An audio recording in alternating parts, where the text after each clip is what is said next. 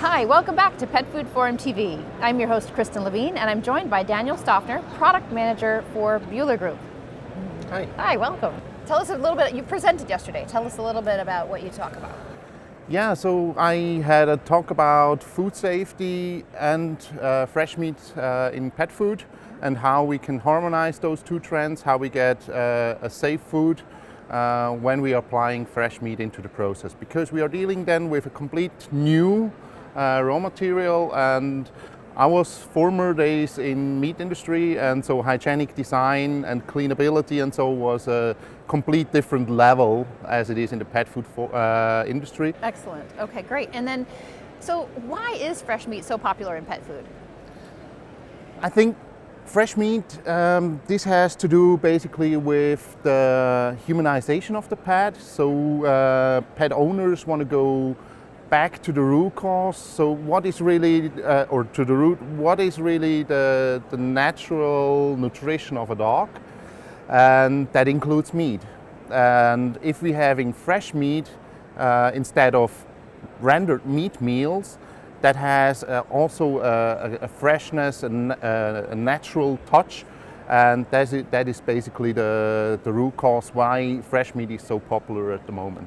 Right. Yeah. With all of these new alternative proteins being researched, do you think if those alternatives are successful, do you think the popularity or the trend of fresh meat will ever go away? I don't think so. I think these alternative proteins, they will stay for also quite a while. But as I said, I mean, going back to the root, what is really the natural diet of a dog or a cat? This is meat, especially the cats. They need the animal proteins. And so from that point of view, I don't think fresh meat will disappear. I just think this will be an enrichment, let's say, of the pet food formulas, these alternative proteins. Right, yeah. That makes sense. So how can pet food companies use fresh meat, even in high quantities, and still create dry food? I would ask, what does fresh meat really mean? What we realized, fresh meat, high amount of fresh meat, doesn't mean the same, particularly in the US as in Europe. Okay. So our learnings is that in the US, when it comes to 30-40% of fresh meat inclusion in a dry kibble, this is already high meat. That's in the US? Yeah, okay. That's what we learned is in the US the case. In Europe, we are talking about 80-90% of fresh meat, and that gets quite difficult because meat has about 70-75% of moisture, and if we are adding so much moisture, it's getting difficult to get a nice product, which is in a nice shape and still expanded. But the other thing is we afterwards have to dry it out. And so there it's the question of, is it really sustainable? And there the next trend pops in, sustainability. And high meat is in the US understanding, yes, we will see that in future as well.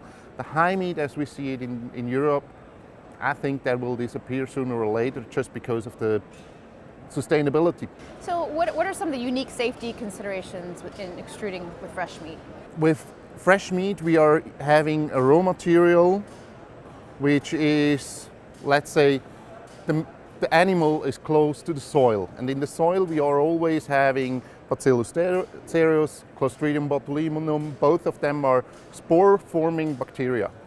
And now we are having a raw material which was close to the soil, so we have a risk of having spore-forming bacteria in our raw material, and this is completely raw. So we haven't had a cooking step as this would have been with rendered meal.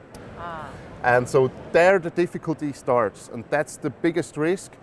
Besides salmonella, which is quite often discussed, but those spore-forming bacteria, and we have learned that together with a customer, they are around, and we have to take care about those guys, and that's why pasteurization is just not enough.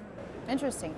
So how have the pet food safety regulations changed in the last 10 years? What has changed probably is the certifications of the different standards like BRC, like IFS, so these food safety standards.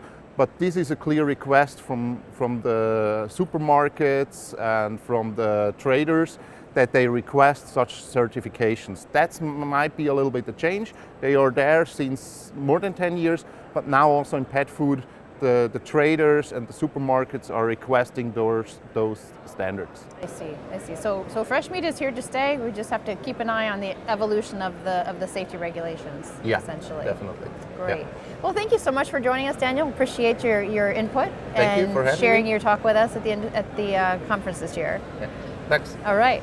Okay, and we'll be back with more right here on Pet Food Forum TV.